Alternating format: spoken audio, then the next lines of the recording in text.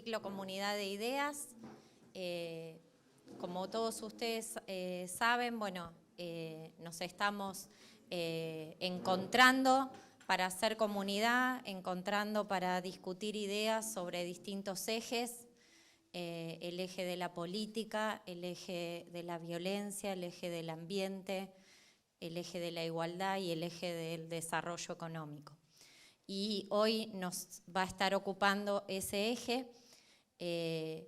Comunidad de Ideas es un ciclo que bueno, empezó hace unos meses, organizado por un conjunto de organizaciones sociales de la provincia de Santa Fe, con el ámbito de reflexionar sobre los problemas profundos de la economía argentina y también de nuestra economía de Santa Fe y de la sociedad, no solamente de la economía. Hoy sí nos vamos a estar ocupando del desarrollo económico. El objetivo es, bueno, reflexionar, intercambiar, sumar ideas. Y hoy tenemos 3 destacados especialistas en temas de desarrollo productivo y junto a Guillermo Sisman, que va a estar moderando el panel. Así que, bueno, el desafío es escucharlos e intercambiar con ellos también sobre cómo generar ganancias de productividad en una Argentina que ha perdido una década, la segunda década del siglo XXI en términos de crecimiento económico, cómo dialoga eso con la agenda ambiental y con un mundo cada vez más digital.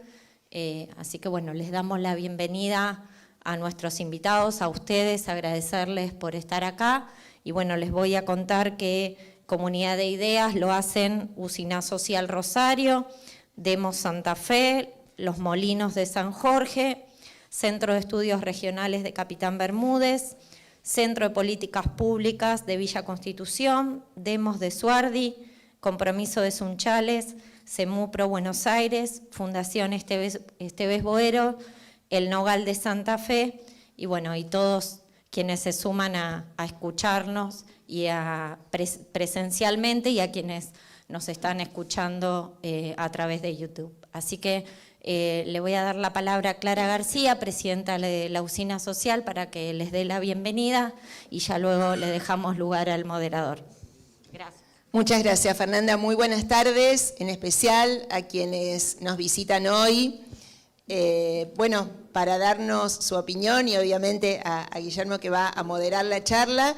La mayoría conoce la Usina Social, forma parte de este lugar tan emblemático que nos llena de orgullo, pero no quiero dejar de compartirlo. Es un lugar que soñó y que creó Miguel Lifchit cuando ya sabía que no iba a ser más gobernador y sin embargo ponía por delante el futuro y hacerlo de una manera diferente, innovadora.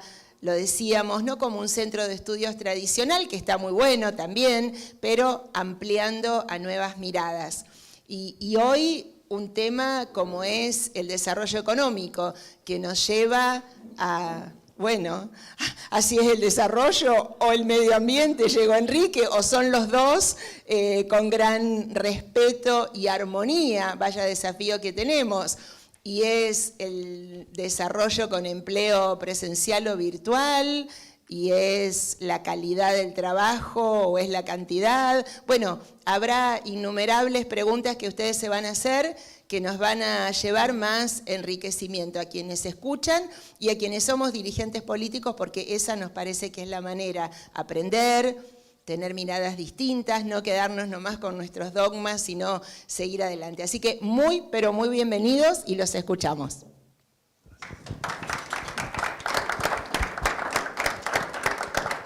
Bueno, buenas tardes a todos. Gracias, Clara. Gracias por la invitación. Yo no conocía la usina, así que un placer. Bueno, acá tengo un breve currículum de los expositores. Es breve, pero es tan largo que lo voy a tratar de sintetizar para no aburrirlos, porque trayectoria y mérito académico tienen, por cierto, muchísimo. María Agustina Briner, acá a mi derecha.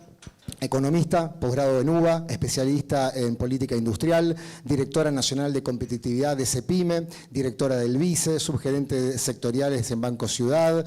Estoy tratando de hacer una síntesis rápida, pero bueno, fundamentalmente directora de departamentos técnicos de la UIA. Bienvenida.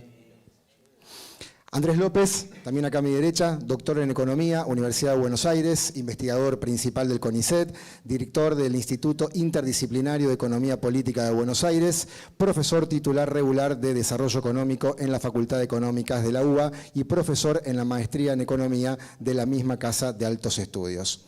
A mi izquierda, Martín Rapetti, licenciado en Economía por la UBA, profesor en Economía por la Universidad de Massachusetts, director ejecutivo del Centro de Análisis Económico Equilibria, investigador adjunto del CONICET y profesor de Macroeconomía Avanzada de la UBA. Lo hice súper sintético, pero era para hacerlo mucho más largo. Bueno, el panel está convocado para dialogar, para conversar, para complejizar la cuestión del desarrollo productivo, pero se me ocurre como disparador, no puedo estar ajeno a mi formación, de preguntar también por la coyuntura, porque si bien debe ser muy atractivo pensar en el mediano y hasta el largo plazo, hoy por hoy, ustedes que son economistas, seguramente en cualquier asado, charla de café, partido de fútbol, le preguntarán, ¿y el dólar cuánto cierra la semana que viene? No a fin de año. ¿Qué va a pasar con la inflación? ¿Cómo se puede hacer para pensar en el desarrollo cuando la economía está tan plagada de incertidumbre, tiene tantos nubarrones y el rumbo de la macroeconomía no está tan claro? Le doy la palabra a la dama del panel. Era él. ¿Querés que agarre yo? Eras vos. Que arranque Martín entonces. Estábamos todos deseando que no empezara por ahí. Va a ser una paradoja porque seguramente estoy a la izquierda, pero seguramente soy el que va a dar las peores noticias porque voy a hablar de la coyuntura. No, a ver, es una coyuntura compleja.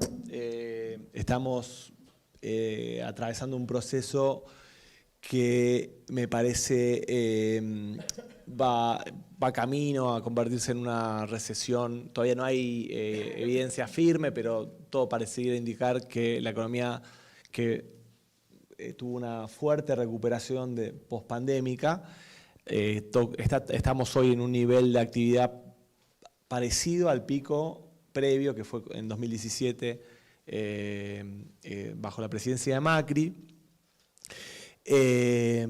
Todo pareciera indicar que empieza un proceso recesivo. La restricción que le está impidiendo a la economía seguir creciendo es el faltante de dólares, un clásico en nuestra economía. El mecanismo es bastante sencillo de entender porque lo hemos vivido varias veces. En este caso, la falta de dólares lo que está generando es que el Banco Central, en una economía encepada, apriete todavía más el acceso al mercado de cambios, a las empresas. Muchos de ustedes son dirigentes y hablan con empresarios, están cerca de las fuerzas vivas, lo están viendo también. En el faltante ese de dólares, de acceso a los dólares a comprar insumos necesarios para la producción, eso resiente la producción y al mismo tiempo fuerza a las empresas, lleva a las empresas, mejor dicho, a tener que subir precios porque no saben muy bien a qué precio poner, a qué precio evaluar sus insumos importados, porque no saben si puede haber un componente de viveza criolla, puede haber un elemento de eso, pero también hay una racionalidad que es a qué precio voy a poder yo después recuperar este insumo que estoy vendiendo hoy que es importado. Entonces, ¿a qué precio vendo? ¿A qué dólar vendo este insumo? Entonces, preventivamente suben los márgenes, eso acelera la inflación, cae el poder de compra y genera la recesión. Entonces estamos cursando ese proceso que es caída del nivel de actividad y más inflación. Creo que estamos entrando en un terreno de 3 dígitos de inflación. Ya en los últimos 3 meses tenemos un promedio de 7% mensual, que anualizado eso es 125 más o menos por ciento a nivel anual. A fin de año vamos a ver que la inflación interanual va a estar en 100, si no es en diciembre va a ser en enero, o si no es en enero va a ser en febrero, pero eso va a ocurrir. Y deja la economía en una situación de cuando uno alcanza esos niveles de inflación, deja la economía muy susceptible a que cualquier shock, cuando digo shock me refiero a alguna suba de algún precio, ya sea el tipo de cambio oficial, o sea un precio internacional como la energía, o el precio de un commodity que exportemos, puede generar aceleración todavía mayor. Entonces yo creo que vamos a estar, creo que en el horizonte que tenemos por delante, volvemos de alguna manera a los 80, ¿no? A los 80s, donde hay tasas de inflación de 3 dígitos. Ese va a ser un desafío central. Vayámonos introduciendo en el tema del panel. Vos lo dijiste muy bien, Guillermo. No hay desarrollo sin cierta estabilidad macroeconómica. Entonces, un desafío que vamos a tener por delante, veo difícil que lo pueda hacer este gobierno, es encarar una estabilización. Un plan de estabilización que sería lo que uno necesita para bajar la inflación. ¿Y ese plan de estabilización es un sinónimo de plan de ajuste? ¿Plan de shock, de aumento de tarifa, de aumento del tipo de cambio, de cuestiones que se discutieron incluso en los propios 80? Yo no quería contestar. Bienvenido, lo conoces a Guillermo. No, a ver, ahí hay un dilema complejo. Hay un dilema complejo porque ciertamente tenemos, o sea, en el AMBA las tarifas de servicio público están atrasadas. Yo soy docente de la misma casa de estudio que Agustina y Andrés, de la UBA, y cuando uno dice atraso, siempre está el alumno o alumna perspicaz que levanta la mano y dice, ¿atrasado con respecto a qué? Pues esa pregunta, ¿atrasado? ¿Quién está adelantado? Cuando uno dice está atrasado con respecto al salario. O sea que tiene que subir más la tarifa que el salario. Si uno dice que el tipo de cambio está atrasado, tiene que subir más el tipo de cambio que el salario. Entonces ahí hay un elemento de ajuste. El tema, y lo hablábamos en el café antes de entrar acá, es que esta economía, esta sociedad ya tuvo un ajuste muy importante, de 20%. Entonces ahí hay que encontrarle la cuadratura del círculo, que es cómo estabilizamos, teniendo que corregir estos desbalances, que son precios que están atrasados, tipo de cambio y tarifa, por ejemplo, sobre una sociedad que ya hizo un ajuste muy importante y que no tiene realmente ya mucho más margen para resistir más ajustes. Entonces, es un problema. O sea, yo creo que sí algo de ajuste va a tener que haber para estabilizar.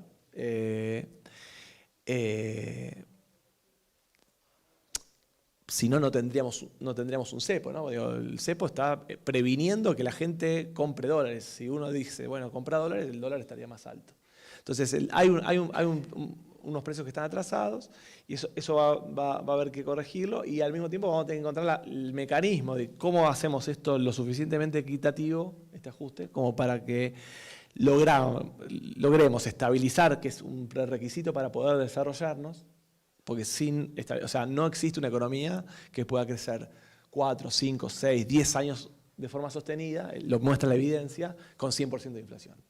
Agustín, sí, Andrés. Sí. ¿Puedo decir algo enganchado? Primero, que cuando te preguntan en un asado cuándo va a estar el tipo de cambio o cualquier cosa, el que te pregunta te quiere decir lo que piensa en este país, no quiere saberlo. Es un director técnico, ¿no? Es que los argentinos tenemos 3 profesiones todos. Somos directores de fútbol, más en un previo mundial, somos economistas y psicólogos. Ahora, haciendo el enganche, maestros de Martín en el CEDES, Fanelli y Frenkel, han escrito mucho sobre el problema de regímenes de alta inflación, porque acortan las decisiones de los agentes y conspiran contra cualquier decisión de largo plazo, que son las que motivan el crecimiento, ¿no? Inversión en capital fijo, innovación, etc. Entonces es inviable que efectivamente los agentes tomen decisiones donde hundan activos cuyos retornos van a estar a largo plazo, y esas son las cosas que necesitas para crecer.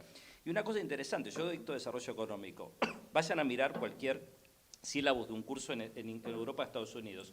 No hay una división macro y desarrollo, no existe eso, no es un issue, ¿no? Digamos, Martín estuvo, quizás en Ambers pudiera ser que tuvieran eso, ¿no? Pero en general es una peculiaridad muy nuestra, ¿no? Digo, y que creo que nos vamos quedando arrinconados medio solitos, ¿no? En el mundo. Con esa, ahora vuelve la inflación, ¿no? Esa, en el mundo. Bueno, ahora habría que ver, ¿no? Pero durante un tiempo acá, en mi curso, tenemos paper de macro y desarrollo, ¿no? En Colombia no creo que enseñen macro, no es un issue como para nosotros, ¿no? Que estamos acostumbrados a estas economías de alta volatilidad e inflación. Para los que hacemos desarrollo, tenemos sopa cuando, ¿no? Un tenedor cuando llueve, porque cuando las cosas van bien no hace falta pensar, ¿no? En las cosas de largo plazo, y cuando van mal ¿Para qué pensarlo, no? Sí, primero hay que resolver el core. Perdón. Sí, Agustina, y desde la mirada de los industriales, ¿vos qué recoges, digamos? ¿Cuál es la percepción de la coyuntura y cómo están mirando el mediano plazo? Bueno, claramente incertidumbre, porque todo este panorama implica que no se puedan desarrollar quizás proyectos de inversión o potencialidades que hoy en día tenemos. Entonces, esa es la paradoja, digamos, cómo salimos de esta encrucijada macro y en el menor tiempo posible para que efectivamente todas esas potencialidades productivas se puedan desarrollar y desplegar. Porque, bueno, me corro a la parte optimista. Yo creo que tenemos potencialidades en nuestro país, tenemos todavía, a pesar de muchas crisis sistemáticas y los últimos 10 años que fueron, digamos, un decálogo de serruchos en materia de crecimiento y caída y recesión industrial, muchas posibilidades y mucha potencialidad empresaria de desarrollo de muchos sectores que bueno, están otra vez atravesados por la incertidumbre. Entonces creo que es importante que esto se resuelva. Es como, siempre le decimos lo mismo, no es la condición necesaria, no es la suficiente, pero es la condición necesaria para que se puedan desarrollar un montón de inversiones y proyectos que en los últimos 2 años empezaron a aflorar y ver, pero bueno, la frazada corta de la falta de divisas ha generado un parate, ¿no? Y una incertidumbre. Bueno, y mucho se habla ahora de la economía del conocimiento, a propósito de las potencialidades, ¿no? Charlábamos recién en el café que a veces esta grieta, esta polarización extrema, impide ver matices, ver, digamos, claroscuros, ver procesos disruptivos y otros que tienen continuidad. Vos, Martín, en términos de desarrollo, ¿qué estás viendo? ¿Qué sectores lo ves muy con capacidad de desarrollarse en lo inmediato en la región y otros que tienen todavía un trecho largo por recorrer? Bueno, cuando hablamos de economía del conocimiento, acá se habla mucho de servicios basados en conocimiento, no software, servicios empresariales. La Argentina, como ustedes seguramente muchos de ustedes saben, está exportando miles de millones de dólares anuales en concepto de esos ítems. 7.000 van a ser este año, lo cual es más que todo el complejo cárnico, la minería, un montón de cosas. Dicho esto, yo ahí pondría 2 temas. Primero, que eso es trabajo para gente que ya tiene trabajo. quiero decir, no va a resolver los problemas de inclusión social, de informalidad, etcétera, y está fenómeno que exista, pero es algo que incluso se va a ver quizás amenazado por algunos fenómenos que no sabemos cómo van a derivar. Por ejemplo, la gente que está trabajando crecientemente de manera freelance para el exterior. Eso va más allá. El cepo aquí lo hacen ustedes, seguramente ustedes han oído hablar de esto, ¿no? Digamos, el cepo esto potencia porque vos no trabajás por una empresa, la empresa ahora es lo que está tratando de hacer Massa, ¿no? De dejar que las empresas cobren parte de estos ingresos en el exterior, pero el trabajo freelance tal vez llegó para quedarse y tal vez parte de esos trabajos que hoy se hacen para el exterior en una empresa lo va a hacer una persona de su casa. Esa persona no paga impuestos porque generalmente está fuera del radar de las agencias impositivas, no contribuye a la seguridad social porque no tiene un trabajo en relación de dependencia, y creo que eso es algo que deberíamos ir pensando porque tal vez las tendencias tecnológicas nos lleven para allá. Pero la otra cosa que quería decir es que cuando uno habla de economía del conocimiento en Europa, por ejemplo, está hablando de cómo estos sectores ayudan a la competitividad del resto del aparato productivo. Acá esa no es una charla que tengamos en público. Ustedes hablan de economía del conocimiento, habla de exportar directamente servicios para el exterior. Ahora, después hablamos, Agustina lo sabe mejor, de industria 4.0. ¿Quién va a proveer los servicios de la industria 4.0? No son Globant, ni Accenture, ni etcétera, porque no les interesa ese mercado, no es su tema. Y entonces nosotros tenemos acá todo un desafío de potenciar las relaciones entre esa economía del conocimiento y el aparato productivo local, cosa que en el sector agrícola, que aquí es muy potente, el sector AgTech tiene ya un desarrollo incipiente que habría que potenciar más, pero por ejemplo todo el mundo industrial está muy rezagado, o toda la potencialidad del mundo energético y minero que ahora tiene mucho recorrido teórico en Argentina, desde el litio a vaca muerta, deberíamos estar haciendo mucho más para promover activamente vinculaciones para proveedores de bienes y servicios intensivos en conocimiento para esas explotaciones que además tienen problemas idiosincráticos locales, se desarrollan en un territorio específico y tienen impactos, desafíos de productividad desafíos ambientales, etcétera, que hay que resolver localmente. Países como Australia o Noruega han hecho mucho en eso, y nosotros es un tema que la agenda no lo tenemos, a mi gusto, suficientemente asumido. Vuelvo con Martín, porque acá, vuelvo acá. Martín y Andrés, por eso antes me equivoqué. Márquenmelo, No, porque Martín decía que estamos dialogando sobre temas que ya generan trabajo, gente que ya está empleada, y estamos pensando sobre ese sector. Claro, tenemos 50% de niños pobres, tenemos desempleo y subempleo todavía elevado. ¿Cómo se hace para avanzar en esa agenda que hace un ratito vos contabas, que es la de cierta normalización de la economía, con la poca tolerancia social que hay, ¿no? Porque tenemos un sector que no logra incluirse, que tiene dificultades de acceso al mercado de trabajo, al conocimiento. ¿Cómo se hace para compatibilizar eso? No mañana, ayer. Una fácil, ¿no hay? No, a ver,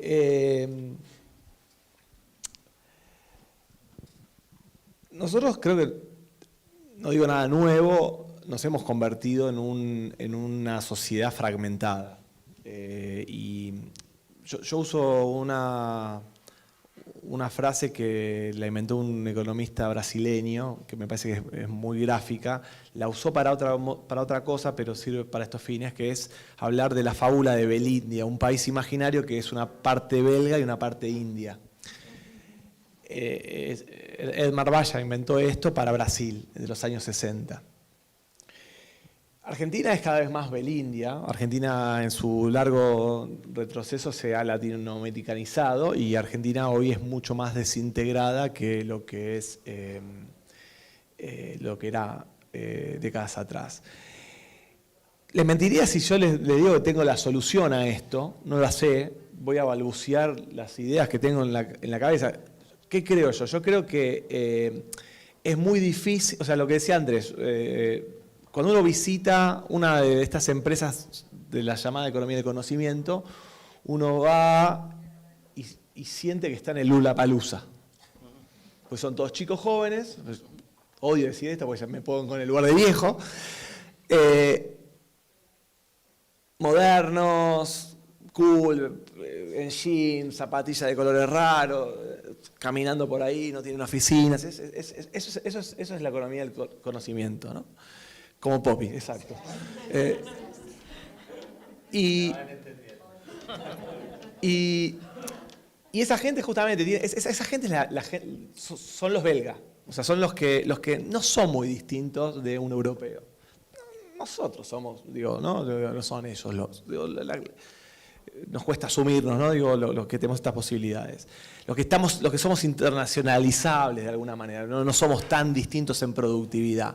Ahora, después hay gente que realmente, que viene de 3 generaciones de padres, de abuelos y bisabuelos que no han tenido inserción en el mercado laboral, que no tuvieron la suficiente nutrición, no tuvieron el estímulo intelectual temprano. Entonces, gente que es una fantasía pensar que me parece a mí en esta, digo, como si estuviéramos en un asado, me parece fantasioso pensar que esa gente la vamos a incorporar en la economía del conocimiento. Entonces, digo, ahora, entonces, ahí ya hay un elemento que me parece que hay que tener en cuenta, sobre todo en el auge de los discursos que ganan terreno de la derecha, ¿no? He aquí los planeros. Digo, algo de asistencia social a esa gente me parece que es inevitable, y creo que la sociedad, sobre todo los más pudientes, tienen que entender que vamos a tener que hacer una contribución para que esa gente tenga un ingreso para vivir, ¿no? Me parece que eso forma un elemento. Obviamente acá hay un debate muy importante de cómo se da ese ingreso de modo tal de no desincentivar el ingreso al mercado de trabajo. Ahí hay un elemento relevante, ¿no? Pero que algo se va a tener que hacer, se va a tener que seguir haciendo con esa gente, me parece que es inevitable. Pero creo que el crecimiento económico, que la economía todos los años crezca un poco más, le puede permitir a esa gente acceder a algún tipo de empleo. Vinculado al mundo del futuro del trabajo, donde la inteligencia artificial, los robots desplazan trabajo humano, creo que en ese sentido el cambio tecnológico le da paradójicamente cierta salida a esos sectores, porque la economía del cuidado es una economía que no es la más protegida frente a la irrupción tecnológica. Entonces, ahí puede haber un puente interesante donde la gente más humilde, tal vez con menos preparación desde temprana edad, pueden insertarse en el mercado de trabajo. Pero insisto, sin crecimiento no existe esa posibilidad. Solo para dar un dato.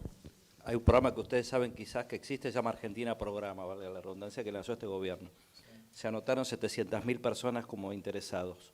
Se graduaron 1.000 como hasta ahora. 1.000. Es muy difícil lo que dice Martín, es muy difícil. Si no tuviste una buena educación, o sea, hay un gran interés, pero al momento de hacer es muy difícil compatibilizar el trabajo con si lo tienen, ¿no?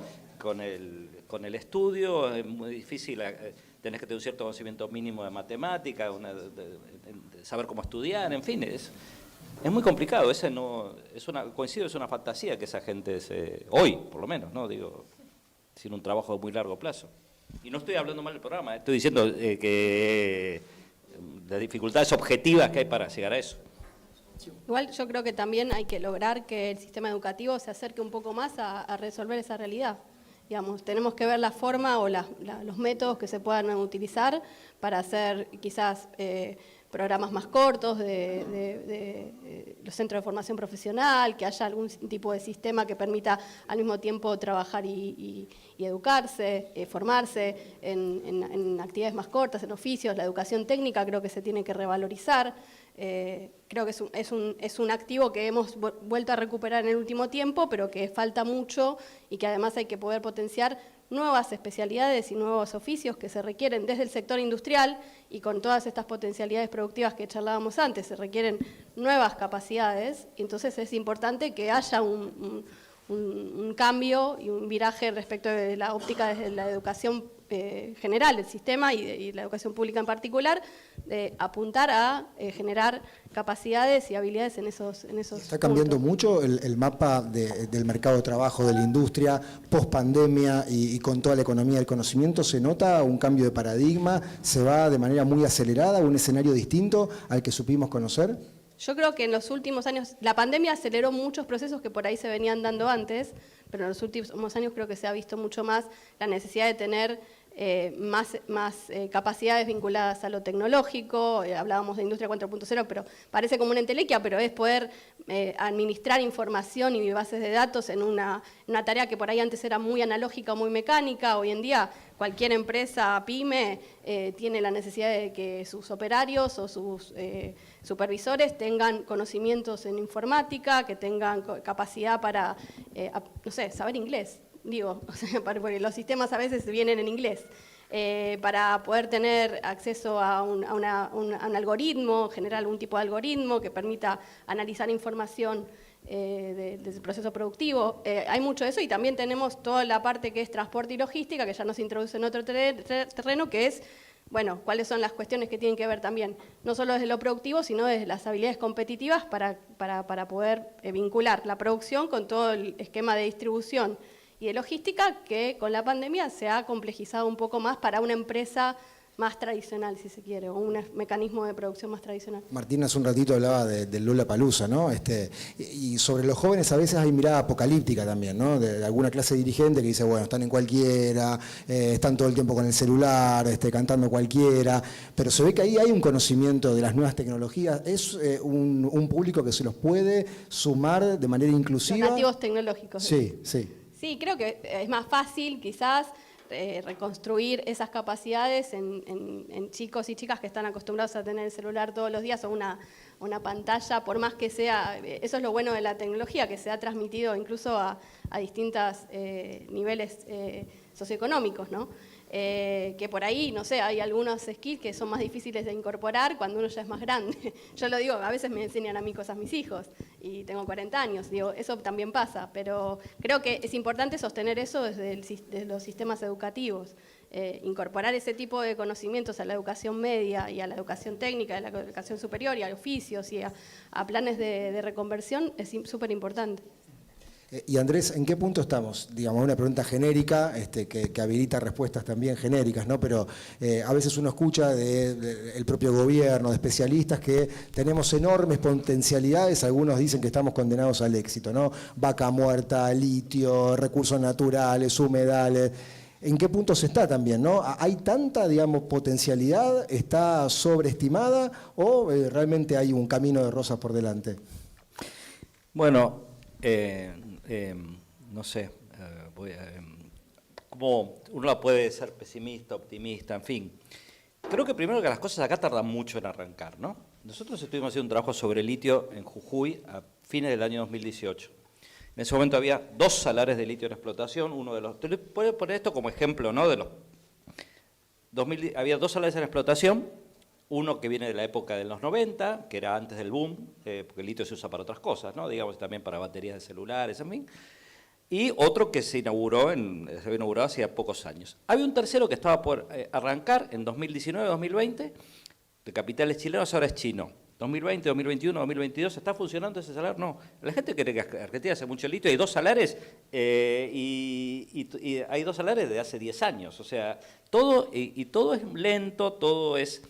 nos gusta vivir mucho del humo a nosotros, ¿no? Digamos, y creer que... Acá hay un par de términos que no hay que usar, ¿no? Perdón, central, humo... Perdón, pero quiero decir, y el litio... Entonces, claro, hay una oportunidad del litio, pero hay muchos países que están buscando, ¿no? Digamos, aprovechar esa oportunidad. Y también después viene la fantasía, tenemos el litio, vamos a hacer la batería. Y digo, no sé, pero ¿cuántos países hacen baterías de litio? Y para hacer baterías de litio necesitas cobalto, níquel, hay todo eso acá, no hay. Entonces, a veces hay mucho eslogan y la creencia del recurso salvador, ¿no? Digamos, del recurso salvador. No digo que el litio no sea interesante, y puede ser muy interesante para las economías del norte, pero no va a venir a salvar la Argentina el litio. Y además un día va a venir un cambio tecnológico y las baterías van a ser de cualquier otra cosa y el litio va a volver a valer cero, ¿no? Lo de Vaca Muerta creo que tiene, por supuesto, mucho más potencial dependiendo de la transición energética, ¿no? Que haga el mundo. Eso no lo sabemos, ¿no? Pero los especialistas dicen que la transición va a durar, así que eso le vemos más recorrido. Ahora... De vuelta, ¿qué vamos a hacer con eso? ¿No? Digamos, hay países, no quiero caer en el Argenzuela ni esas tonterías, pero hace mucho estudiamos maldición de los recursos naturales y hay países petroleros con enormes stocks petroleros que no se han desarrollado para nada. Siempre el caso es Nigeria, ¿no? Digo, pero también México era un país petrolero, y no fue para ningún lado, y Venezuela es un país petrolero y no fue para ningún lado. Entonces, la pregunta es, ¿qué vamos a hacer con Vaca Muerta? Supongamos que Vaca Muerta es un éxito, no sé, ¿cuántas son las estimaciones de exportaciones de Vaca Muerta? Y con suerte podemos llegar a 10.000 millones. 10.000 millones de dólares. ¿Qué vamos a hacer con ese stock?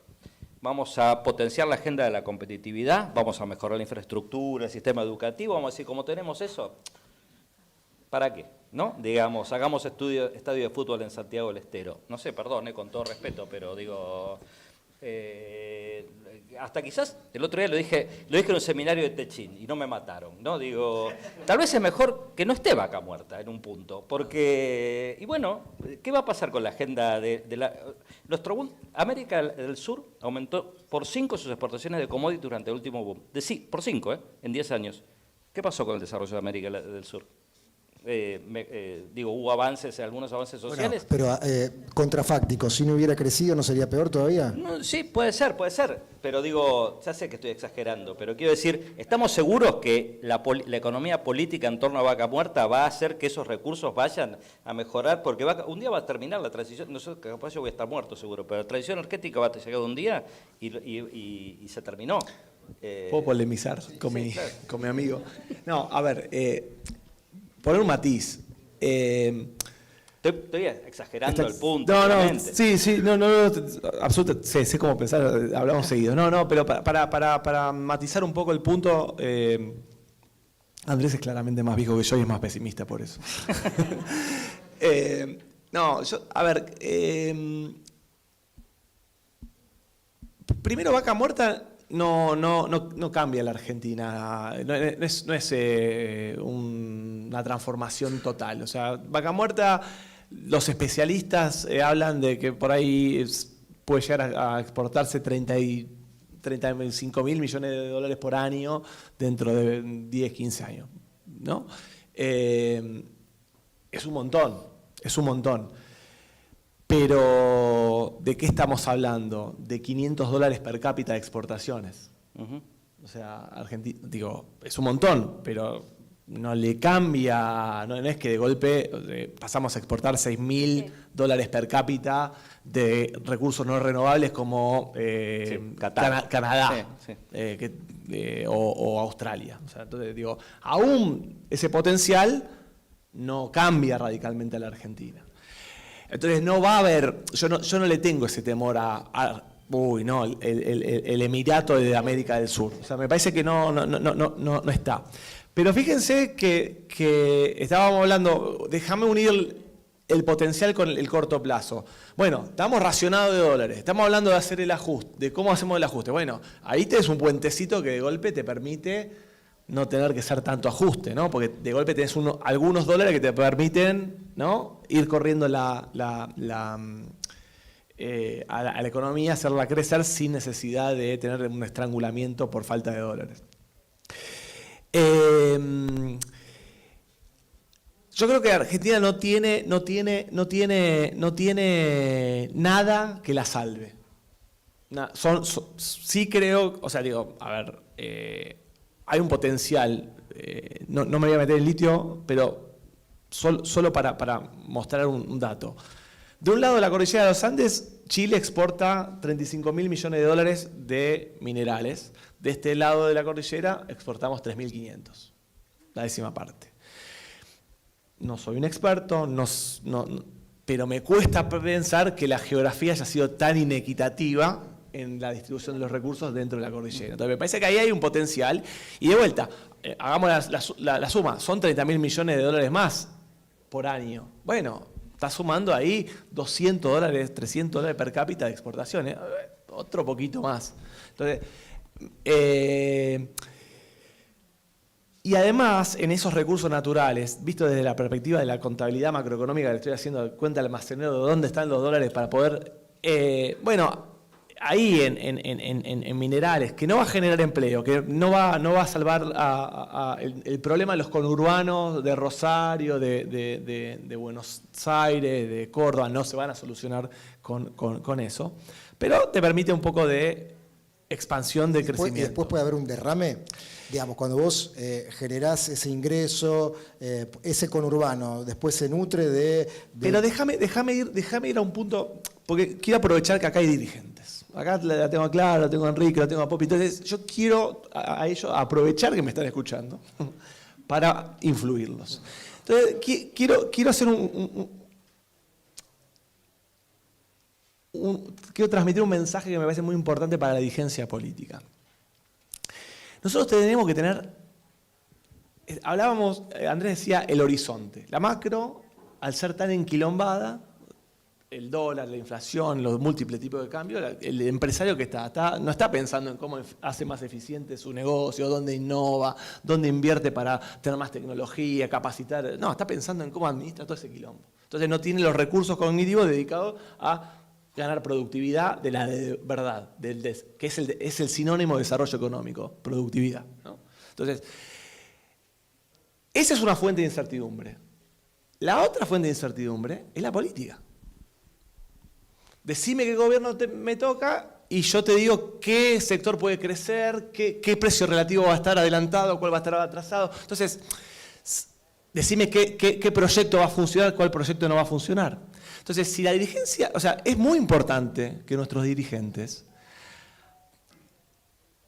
y cuando digo dirigentes, digo los dirigentes políticos, pero digo también la dirigencia empresarial, la dirigencia social, la dirigencia sindical, incluso nosotros los intelectuales, podamos trazar algunos criterios básicos de cuál es el proyecto de desarrollo productivo de Argentina. Doy un ejemplo cercano. Con la hidrovía no jodamos. Es la columna vertebral de la Argentina. Hay problemas ambientales, fenómeno. Pongamos los criterios más exigentes, pero tengamos una buena hidrovía, que los barcos puedan salir cargados al tope. Es productividad. Y sobre eso no se jode. Estamos todos de acuerdo. Si nosotros, Vaca Muerta no va a cambiar, vamos a transformar o no la Argentina, debatámoslo. Pero sabemos que ahí hay un recurso muy importante, que si tenemos un gasoducto con planta de licuefacción, hoy en un mundo donde se está demandando energía, bueno, podemos estar exportando una buena cantidad de dólares por ahí. Y lo que decía Andrés respecto a el litio y la lentitud para progresar, pasa lo mismo con Vaca Muerta. ¿Hace cuánto venimos hablando de Vaca Muerta y todavía no está hecho el gasoducto, no tenemos planta de licuefacción? En el 2008 hicimos un seminario sobre enfermedad holandesa y ya se hablaba de Vaca Muerta, ¿no? 15 años. Por eso, entonces hay algunas cosas donde nos tenemos que poner mínimamente de acuerdo. Entonces, por eso yo creo que este tema de la grieta, del que hablábamos recién y vos lo introdujiste, es muy nocivo. Es muy importante que nosotros podamos establecer algunos consensos básicos, una conversación un poco más civilizada sobre por dónde puede desarrollar Argentina. Entonces, Clara, Popi, Enrique, por favor, métanle con eso también, porque es muy importante para el país. Y otra cuestión que se está discutiendo ahora, y si querés, Fernanda, después abrimos el micrófono para el resto de la gente, hablando de desarrollo, de consenso, de salir de la grieta, se está discutiendo ley de humedales en el Congreso. Acá estamos padeciendo la quema indiscriminada y el humo. ¿Es compatible, digamos, el desarrollo económico con la salubridad y, digamos, que no haya, digamos, tantos intereses contrapuestos como nunca? Porque siempre ha habido tensiones. Digo, yo aprendí en la facultad que el conflicto es inherente a la sociedad, ¿no? Bueno, pero a este humedales nivel hay en todos los países, hay en un montón de países. El tema es ese, yendo a lo que decía Martín, dejemos de ir a los debates cancelatorios, o sea, es una cosa sí o no. No podemos ir por algo que vaya al medio y decir, bueno, ¿cómo? O sea, esto sí, ¿cómo? ¿Cuáles son las formas o las bases? ¿Cuáles son las leyes? ¿Cuáles son la normativa? ¿Y quién tiene que definir eso? El que está administrándolo a nivel provincial, que conoce, que sabe cómo está actuándose en territorio, un gobierno nacional que plantea una ley de presupuestos mínimos, pero se atribuye todas las potestades para organizarlo. Entonces ahí también introduce un poco el federalismo, ¿no? Entonces, bueno, nosotros particularmente desde el sector industrial creemos que este tipo de debates, o sea, nadie duda que hay necesidad de regular estas cuestiones, pero tendríamos que ir hacia leyes, si querés, no sé, ya cuarta generación, no sé cuáles, pero leyes que no vayan a negar o habilitar cualquier cosa. Vayamos por un territorio un poco más constructivo, más maduro, de plantear, bueno, cuáles son las condiciones bajo las cuales, qué humedales y en qué contexto se pueden desarrollar, qué tipo de actividades y con qué regulación. Y pensando que hay buenas prácticas, bueno, hay mejores tecnologías que en otros años, en otras décadas, y que se pueden desarrollar estas potencialidades que tenemos en una manera equilibrada con el medio ambiente. No, para poner un poco de picante, Martín habla de minería y hay gente que le sale espuma por la boca, ¿no? Digamos, si se habla de minería, y hay muchas provincias que han prohibido la minería totalmente o parcialmente, en fin, ese debate es muy interesante.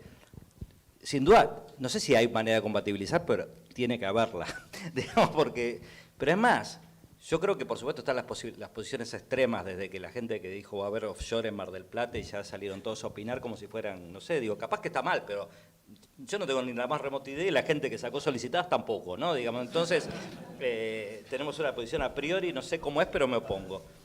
Y lo mismo del otro lado. Ahora, creo que nos va a venir de afuera la necesidad de meter la agenda ambiental, porque el mundo te va a exigir que te preocupes por el medio ambiente, porque los financiadores te van a pedir que cumplas ciertos estándares ambientales, porque vas a tener que ir a una matriz de energía más renovable si no querés que te pongan aranceles compensatorios en frontera, porque los consumidores del mundo son cada vez más ambientalmente conscientes. Entonces yo creo que la agenda, si queremos estar en el mundo, vamos a tener que incorporarla y la vamos a tener que compatibilizar, pero evidentemente creo que ahí claramente creo que el debate tiene que ser caso por caso, ¿no? Digamos, vamos a hablar del litio y el impacto sobre el agua, vamos a hablar de vaca muerta y el fracking, vamos a hablar de los agroquímicos o de los humedales. Acá es toda una gran mezcla, los problemas hay que discutirlos uno a uno con las comunidades interesadas y con opiniones expertas, ¿no? Digamos, creo que eso es algo que la política todavía no ha incorporado, me parece a mí, pero el mundo, te digo, no, el mundo no se va para allá, queramos o no. Bueno, habilitamos acá alguna consulta, alguien quiera aportar.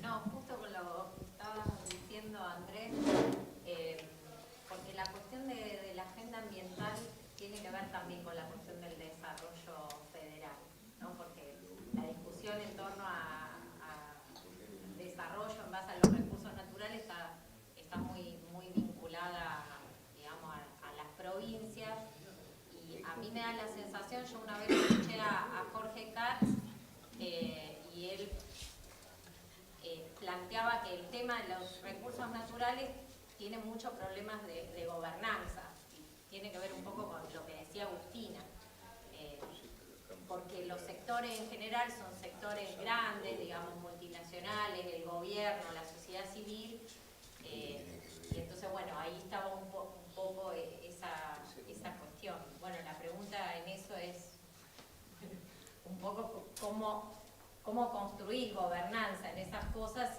si la discusión está tan polarizada, digamos. Entonces terminamos como el salmón en Tierra del Fuego, prohibido, y en estas cosas donde se está discutiendo, donde tiene que ver un poco con el desarrollo de las provincias también, ¿no? Porque está claro que, qué sé yo, hoy Buenos Aires, no sé el número, pero debe ser más de la mitad o cerca de la mitad del valor agregado industrial en Argentina, ¿no?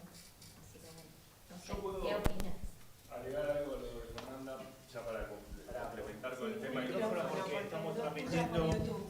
Porque estamos transmitiendo en vivo para el mundo y no te sale.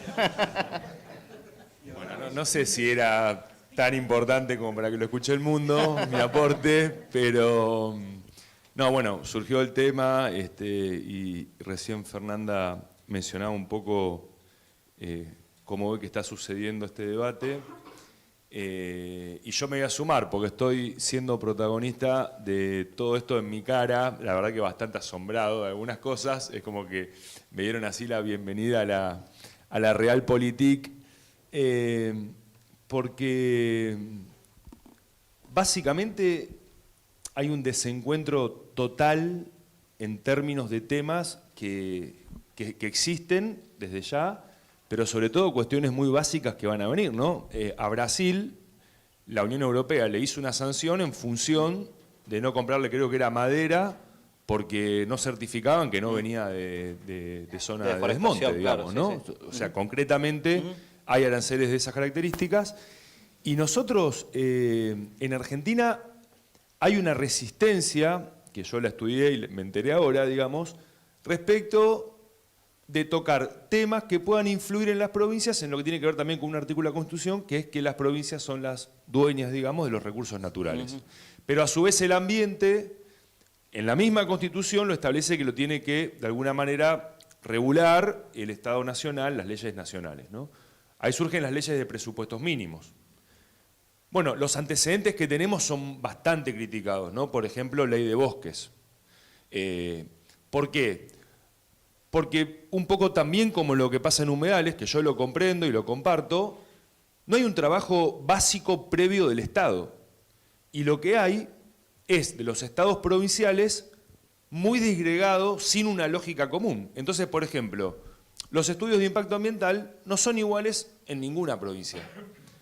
Pero en el Congreso se tumbó ya creo que 2 veces un dictamen de una ley nacional de estudios ambientales, ¿no? Con los humedales pasa lo mismo. Hay inventarios en algunas provincias, hay leyes provinciales, pero los criterios de los inventarios son todos distintos.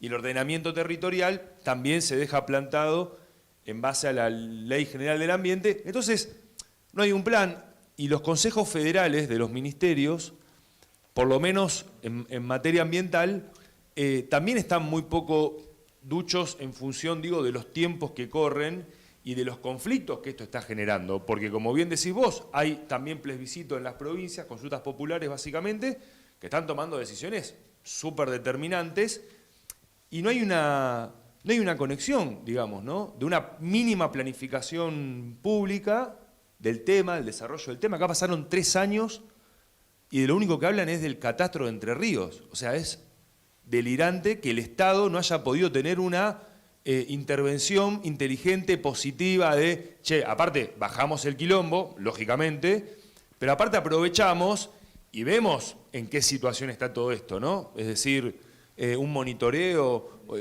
programas de reconversión productiva, un protocolo, nada. Lo único sí, venir con los incendios a apagar y que lógicamente eso no se apaga. Entonces, está esta discusión entre las provincias y el Estado Nacional. Esto es así y más duro que esto que lo vimos. Los gobernadores del norte mandaron una carta, está en el medio del debate del presupuesto. Casa Rosada dijo, che, esto se nos fue de las manos, esta es mi lectura, y esto no se va a avanzar. Y después la sociedad civil también, quiero decir. Yo no viví como todos, digamos, otro escenario, ¿no? Pero la 125, como fue escalando y como una cosa absolutamente irracional, fue una realidad un día, digamos, ¿no? Y acá también noto un poco eso, ¿no? En reuniones con sectores ambientalistas y en reuniones con dirigentes de sectores productivos o de profesionales, la Federación Nacional de Ingenieros Agrónomos, ¿no? Y que la verdad que en las conversaciones es una cosa muy compleja en términos políticos de poder encontrar un punto de racionalidad. Por suerte en el medio funciona el Congreso en ese aspecto y el trabajo que se ha hecho, también hay un trasvasamiento generacional en los partidos. Esto no es, este tema genera conflicto tanto hacia dentro del Frente de Todos como de Juntos por el Cambio. Y ahí es donde, bueno, obviamente también hay unas conducciones políticas un tanto diversas en la política actual, entonces es muy difícil de ordenar eso. Y como se está discutiendo el presupuesto y los gobernadores hicieron un planteo, bueno, esto veremos en qué queda.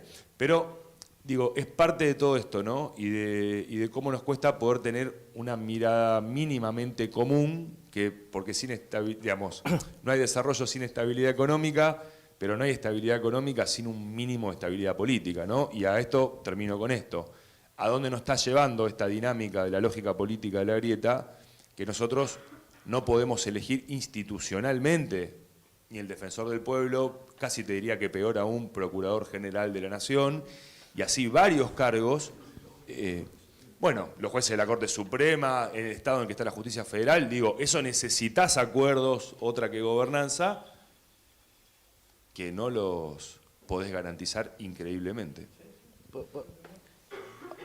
Dos cosas sobre el tema, perdón, ¿no? Del ambiente.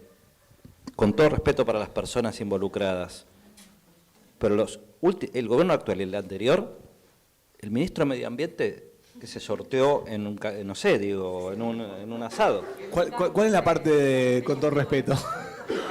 Porque tal vez son personas buenísimas, inteligentes, pero no saben nada del tema. No saben nada del tema. No tienen ningún antecedente del tema. Ninguno. La última ministra de Medio Ambiente que tuvo un gran protagonismo y precisamente tampoco fue, ¿no? Digamos, nos llevó por el buen camino, ¿no? Nos llevó a pelearnos con Uruguay. Pero quiero decir, eso te da cuenta de la prioridad que tiene, ¿no? Digamos, el tema en la agenda gubernamental. Seamos serios. O sea, si el tema te interesa, ponés a alguien que sepa. El segundo tema, me parece a mí, que tiene que ver con lo que ustedes estaban diciendo. Yo percibo que la sociedad civil, por supuesto no estoy diciendo nada nuevo, tiene una gran desconfianza sobre el Estado y también en este punto, ¿no? No le creen. Si vos decís, no, el gobierno sacó este informe, tal cual, dicen, no, eso está, las empresas, ¿no? Digo, tal vez puede ser cierto o no, pero es muy difícil el diálogo así cuando vos desconfías de la información que el otro te está brindando y también hay una desconfianza incluso sobre el mundo científico que debe emitir opinión, ¿no? Digamos, también hay una sensación de que están cooptados, en fin. Creo que es muy difícil así el diálogo, pero por eso es mejor, yo veo, parece un poco wishful thinking, así me voy a poner optimista, lo veo más factible a nivel local, con los actores que realmente les interesa y no cuando se empieza a meter gente a opinar que no tiene nada, ni sabe nada y se posiciona, no hace ningún aporte positivo al debate. Creo que los temas se le encuentra solución si uno se pone a dialogar de buena fe y creyendo en lo que dice el otro, ¿no? Y ahí creo que uno puede hacer intervenciones microinteresantes. En el mundo minero, Australia y otros países tiene hace rato el esquema de licencia social que deberíamos poder copiarlo, imitarlo, ¿no? Digamos, decir, bueno, ok, pongámonos de acuerdo, querés hacer una mina acá, ¿cómo es? ¿Qué empleos se van a quedar acá? ¿Cuáles van a ser los estándares ambientales? Pero tiene que haber un principio de buena fe de las dos partes, ¿no? Y de confianza. Estaba ahí Héctor Fresco, fue ex rector de la UNR. Gracias por la presentación. Yo retomo el interés, el énfasis que ya ha estado presente acá, a partir de tus palabras hace un rato, sobre la importancia de la dirigencia, digamos, no porque sea lo único, probablemente no porque sea lo más importante, pero tengo algo que decir al respecto y me gustaría, aprovecho un poco tu inclusión de ese tema sobre la mesa para hablar de eso. En varias cuestiones, en varios momentos aparece eso, de alguna forma, en algún momento explícitamente, pero en otras veces está como latente. Yo creo que tenemos una dirigencia, una parte de la dirigencia, que hace mucho tiempo no ha alentado una cultura social de un manejo más racional de los recursos, de la economía, yo pensaba cuando un alumno, creo que era el que decía, ¿atrasado respecto de qué? ¿Qué me hubiesen surgido? Yo no soy economista. Si hubiese estado ahí, ¿qué respuesta le habría dicho? Atrasado respecto de los costos, ¿no? Esa ecuación básica que en la vida privada solemos tener, porque más o menos sabemos si los ingresos nos sirven, a nivel colectivo desaparece. Y yo creo que hay una responsabilidad central en una parte de la dirigencia, que construye esta leyenda de que si las familias necesitan ordenar las finanzas, el Estado no. Y no es toda la dirigencia. Ahí también nos ponemos en el tema de la grieta. Guarde, yo no cultivo la grieta, es una palabra que casi no uso. La verdad que para mí, en mí no existe, digamos, pero es obvio que existe en los hechos, fuera de mí, por así decir. Y entonces, quiero decir, no es que somos todos iguales.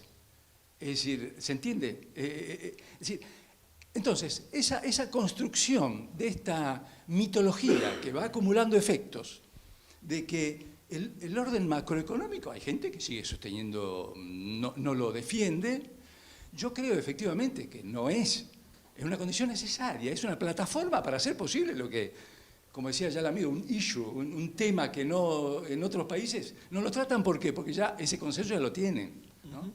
Entonces, yo creo que es muy importante trabajar en esto, digamos, y por supuesto el sistema educativo, la cultura, los formadores de opinión, el sector intelectual, claramente el mundo académico, debe, y creo que en alguna medida lo hace, pero es muchísimo lo que nos falta.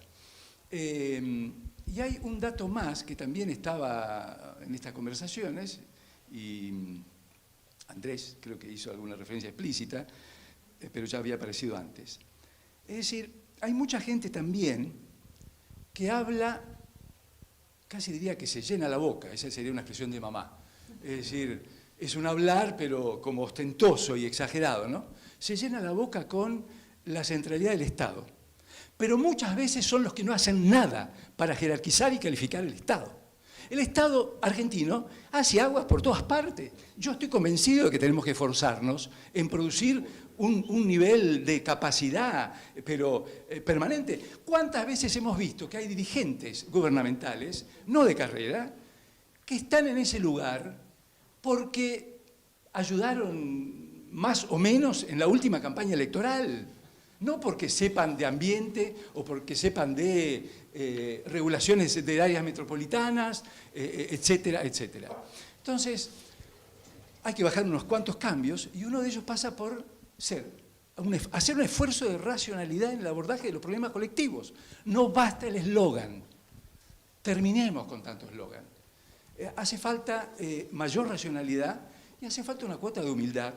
Hace falta apostar al conocimiento para la gestión pública. No basta, es obvio que hace falta también cintura política, pero es condición, de nuevo, es la plataforma. Hay que saber tratar el ambiente, hay que saber tratar las áreas metropolitanas, el territorio, la economía. Bueno, creo que eso es todo por ahora. Gracias, Héctor. Bueno, nosotros tomamos un mensaje de los dirigentes políticos a los economistas. No, a nosotros nos parece muy importante esto que ustedes plantean de esta coyuntura, este proceso de estabilización y uno de ustedes planteaba, bueno, el ajuste para qué, ¿no? O sea, ¿qué nuevo esfuerzo se le va a pedir a la sociedad argentina y en función de qué objetivo? Y me parece fundamental que ustedes que dialogan con decisores políticos nacionales, pero también con organismos internacionales, con ámbitos empresariales y que participan académicamente o laboralmente de esas conversaciones, es muy importante tratar de introducir la mirada de un Estado proveedor de bienes públicos de calidad. Y esa mirada necesariamente necesita una revisión total del federalismo. Yo pongo un ejemplo muy concreto, les escuchaba recién hablar de pobreza y de desigualdad.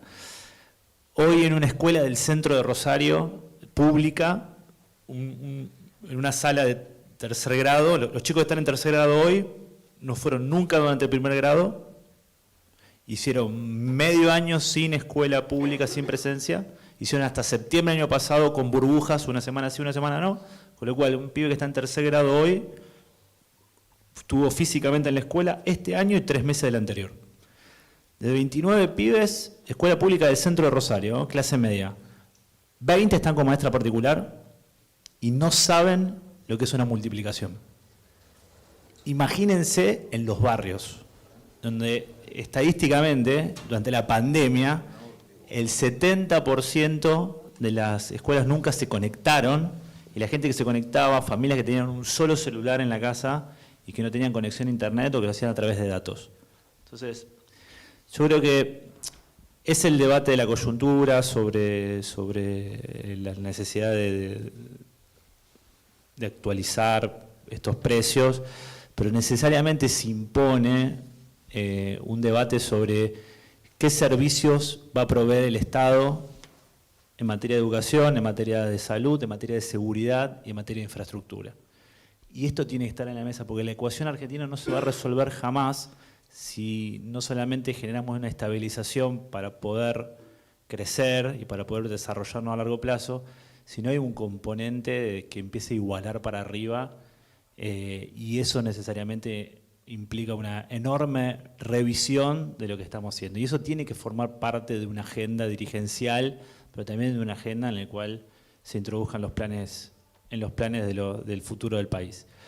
Nosotros somos muy críticos de la política argentina, creemos en los incentivos. Para nosotros fue un incentivo muy negativo la reforma del 94, en el sentido de que hizo a toda la política argentina a corto plazo, ¿no? Nosotros veníamos de un modelo de 6 años sin reelección, pero era un modelo muy, muy jodido porque tenías 2 elecciones intermedias en el medio, y Alfonsín Valla sí lo padeció en el 87, pero el modelo que impuso el 94 para adelante es un modelo de la campaña electoral permanente, en el cual todo es corto plazo y todas las decisiones son en función de las encuestas y el próximo resultado electoral. Y cuando asume un presidente está pensando en la intermedia y en la reelección, y así pasa en general en todas las categorías. Modelos mucho más estables como el uruguayo o como el chileno tienen otros modelos de diseño institucional. Hay otra cultura política, hay otra historia. Digo, no quiero en esto ser muy tajante, pero sí fue un incentivo negativo la reforma del 94 para esto, para que sea todo corto plazo y fomentar disputa y grieta. Con lo cual, ese tipo de debate, imagínense, no nos podemos poner de acuerdo con una ley de humedales, imagínense si estamos en condición de la dirigencia política para discutir el diseño institucional. Pero digo, el problema es más complejo de 2 miradas ideológicas es un problema de incentivos y un problema de una carrera electoral por el poder permanente que creo que te condena al cortoplacismo eterno. Salvo que alguien quiera hacer otra pregunta más. Bueno, primero muy interesante, muchas gracias. Para agregar a lo de Popi, además de la modificación de la política, digamos, y en términos de federalismo, la reforma del Estado de los 90 nos dejó un Estado nacional que tiró una crisis hacia abajo. Hemos además hecho cargo a las provincias de la educación, con lo cual hoy si en Santa Fe, que es una provincia relativamente con recursos, vivimos eso, imagínense lo que deben ser las provincias aún con menos capacidad de riqueza, digo, de generar riqueza. Y que además en estos años ha crecido mucho el tamaño del Estado. Tenemos un Estado nacional enorme que la verdad que al interior no llega casi nada de esos servicios. Digo, estuvimos padeciendo, por dar un ejemplo, los rosarinos, 2 años y medio de fuego y caen 11, 15 brigadistas, digo, porque el humo le llegó a Buenos Aires y ahí el presidente toma la decisión de bajar fuerzas nacionales, ¿no? Entonces creo que hay una sensación de falta de autoridad del Estado muy fuerte, ¿no? De como que el Estado no resuelve ningún problema, y creo que es casi un clima de época. Pero más allá de cerrar lo que él decía, mi pregunta iba para salir de esta mirada del corto plazo. ¿Cuál es el modelo productivo de Argentina? Ustedes hablaron varias veces de Australia, y Australia tuvo un diseño institucional que además le permitió generar una comisión de productividad, donde desde ahí pudo planificar, fuera de lo político, digamos, con un organismo muy técnico, un poco el desarrollo productivo del país, ¿no? Y fortalecer la minería, dejar de producir autos porque no eran buenos en eso, no eran competitivos.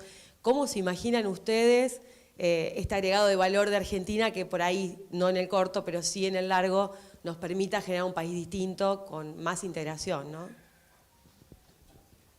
Yo iba a aportar algo de eso, porque yo soy profesional en la UIA, me desempeño en la UIA, directora de los departamentos técnicos, y la verdad que el sector industrial, al menos en el último tiempo, en los últimos 2 años, ha hecho un ejercicio interno bastante interesante de, digamos, atravesando cualquier situación de grieta o lo que fuera, es ponerse de acuerdo con todas las regionales y las sectoriales acerca de, bueno, cuáles son algunas cuestiones fundamentales en la agenda de las políticas productivas que son necesarias para desarrollar todas estas potencialidades.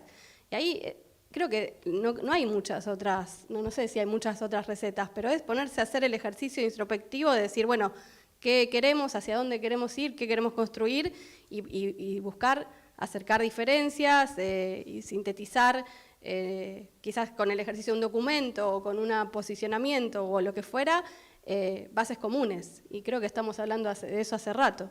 Entonces, eso lo hace por ahí un sector, pero eso es el puntapié para poder hacerlo integrado con el resto de la sociedad y de cara a la sociedad. Y no sé si nunca lo pensamos como diciendo, este es el plan, hay que hacer esto. Esto es lo que pensamos nosotros y hay que plantearlo de cara a la sociedad, ¿no? Y ver cómo dialoga eso con el sector político, con los legisladores, con no sé, los sindicatos, con el resto de la sociedad. Creo que es importante poder tener esa base de introspección, decir, bueno, como país, ¿qué queremos? ¿Hacia dónde vamos? ¿Cuál es la base de lo que necesitamos? Y en el ejercicio que planteabas vos de cada 2 años elecciones, decir, bueno, hay cosas que no, es lo que decía Martín, hay cosas que no se pueden someter a debate y discusión eternamente. Pongamos una base, establezcamos un punto de acuerdo y avancemos con eso, no sé, 5, 10 años, como un horizonte de planeamiento. Quizás es cierto, Vaca Muerta no resuelve todos nuestros problemas, pero ayuda, acompaña. El litio, quizás no terminamos de hacer baterías, pero vamos a poner en riesgo entonces desarrollar un recurso potencial que tenemos. Hace un rato Andrés decía, bueno, la UIA está con un discurso basado en el aprovechamiento de recursos naturales. Y sí, los tenemos. Sería peor decir, los cancelamos porque no, son de otro sector. Es parte de un encadenamiento productivo. Ya tenemos que empezar a pensar todo en integración de sectores, en integración de actividades, de capacidades. Servicio basado en conocimiento, tenemos un centro de estudio, un centro de Industria X en el medio de la UIA, en el edificio creado en 1890 para darle servicios a las empresas para que aprendan a incorporar la digitalización y la industria 4.0. Pero sabemos que eso no se hace solo, entonces generamos un diplomado para poder certificar habilidades para que no sean solo grandes empresas y los chicos que están en el programar los que tengan la posibilidad de insertarse a generar conocimiento dentro de las empresas, conocimiento tecnológico, innovación, procesos de digitalización, adecuación tecnológica. Creo que, digamos, no digo que este sea el camino, pero es un ejercicio que salta quizás el ejercicio tradicional que se asocia a una gremial empresaria.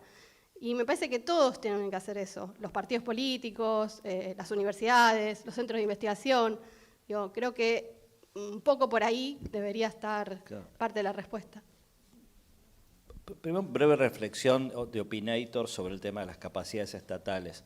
Creo que el discurso Milei y compañía hace mucho daño, Porque para necesitas, por ejemplo, que la gente del Estado gane un sueldo competitivo, que sea un puesto atractivo desde el punto de vista reputacional.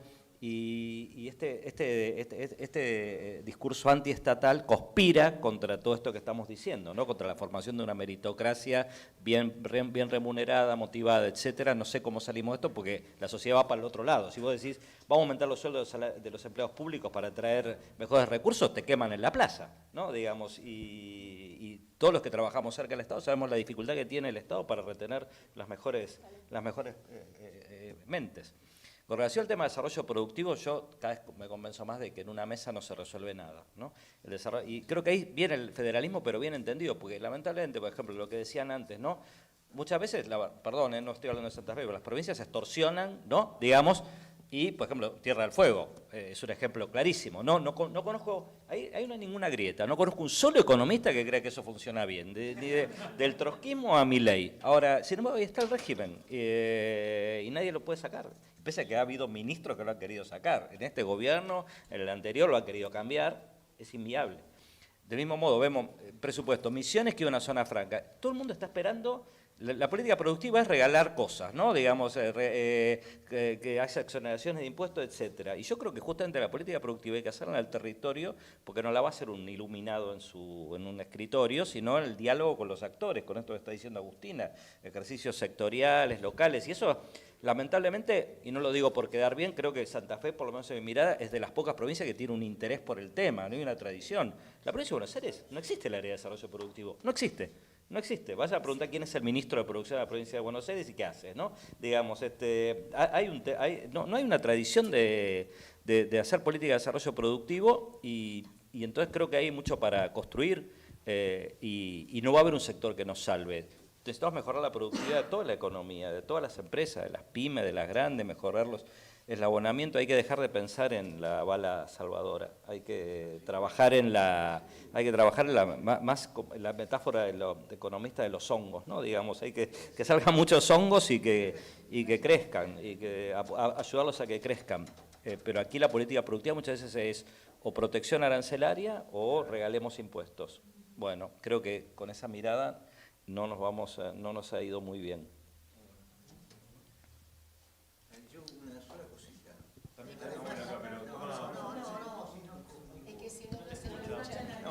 Yo creo que el problema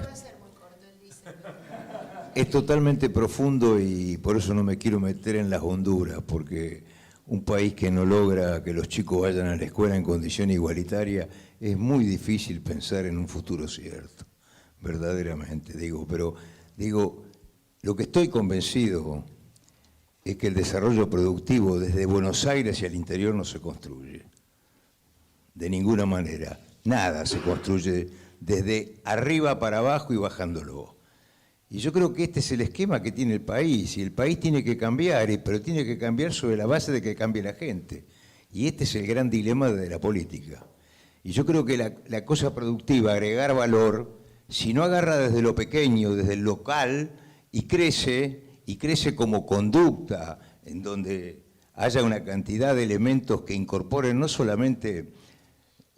Yo valoro mucho los momentos que vivimos, pero tiene que incorporar el valor humano y la creatividad, y descubrir la creatividad de cada ser humano para que ese ser humano pueda cambiar él y cambiar el entorno en donde está. Y eso vale también desde el punto de vista productivo.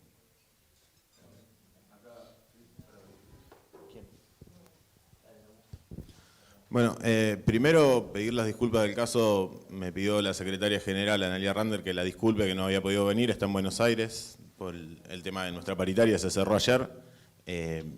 Y justo trayéndolo un poco al caso, la paritaria nuestra ayer se cerró y creo que estamos todos al tanto. Claro, se cerró con un 94%, anualizado a diciembre. Y esto, a ver, lo nombro y hago colación por una cuestión de que Enrique hoy recién decía, se estaba discutiendo el presupuesto, y el presupuesto establece algo que ya se viene haciendo, que es esto del ajuste por inflación en las ganancias de las empresas. y que eso hace que el impuesto a las ganancias, hoy el mayor contribuyente sean los trabajadores, a pesar de los ajustes que ha tenido. Y esto lo digo, a ver, porque vengo de un gremio en el cual la mayoría de los trabajadores pagan impuestos a las ganancias, pero después vemos para los costados, y yo quisiera que la paritaria del sector bancario fuese un espejo con Zoom para el resto y que sean mayores y que todos tengan que tributar ganancias para que todos tengan un buen nivel de vida. Porque hoy hay trabajadores pobres, como bien ya se dijo, creció la indigencia, y entonces ¿así a dónde vamos? Hay chicos que no tienen para comer, que no van a la escuela, como bien lo decían, y yo por lo que entendí, a ver, no soy un experto en economía, ni mucho menos, pero bien decían acá, y por lo que yo entendí, que la solución es política, con argumentos técnicos y todo lo necesario para no decir cualquier cosa. Pero las decisiones son políticas porque una empresa puede tomar las decisiones que más le convenga para ganar más y que es bienvenido y es lógico, pero se va a preocupar por esa empresa y no por el ciudadano de a pie que vive en la otra punta y que no tiene para comer. Entonces, creo que es la política la que tiene que ofrecer las soluciones con argumentos técnicos que se lo van a brindar justamente ustedes que están en el panel y que son los que más conocen.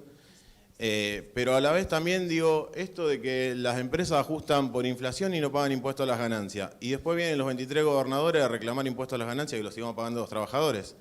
Entonces es como un poco contradictorio en ese sentido. Queremos que le vaya bien a la sociedad, pero lo ajustamos a la sociedad. Hoy hablaban del ajuste.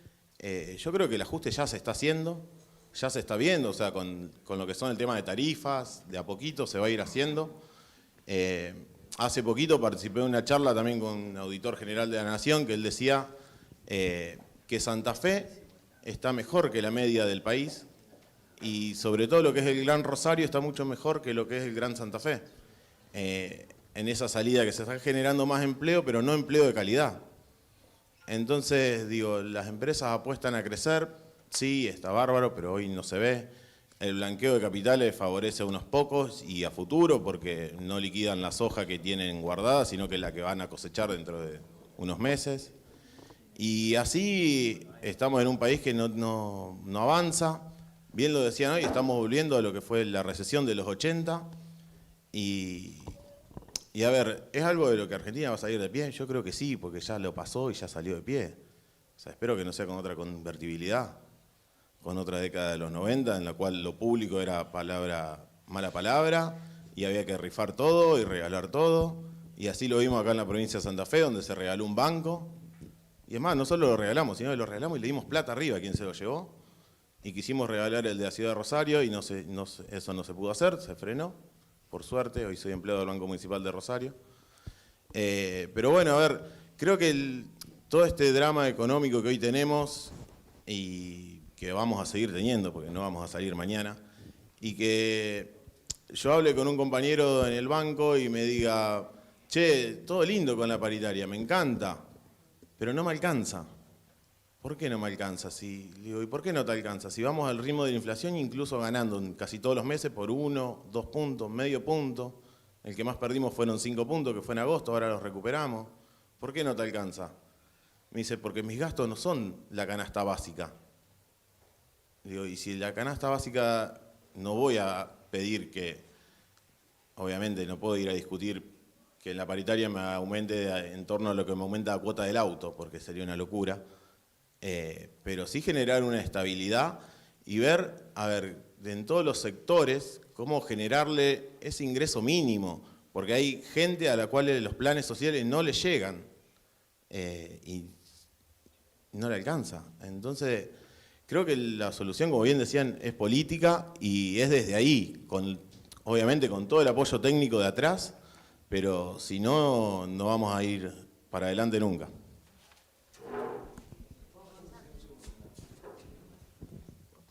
No, Martín, una pregunta muy concreta. Vos planteabas que estamos alcanzando niveles de producción similares al pico 2017, pero con salarios reales un 20% por debajo del 2017. Con nivel de empleo privado igual al 2017, 6 millones de empleados. Número más, número menos, 6 millones de empleos. ¿Dónde está la diferencia? Digo, si tenemos el mismo nivel de producción que hace 5 años, la misma cantidad de trabajadores que hace 5 años, pero los trabajadores en promedio ganan un 20% menos en términos de capacidad de compra. ¿Dónde está ese 20%? ¿En empleo informal? ¿En mayor rentabilidad empresaria? ¿Dónde está? Porque digo, si producís lo mismo con la misma cantidad de trabajadores que ganan un 20% menos, ¿dónde está la diferencia? Hola, buena pregunta. Sí, no, a ver, me haces una pregunta matemática.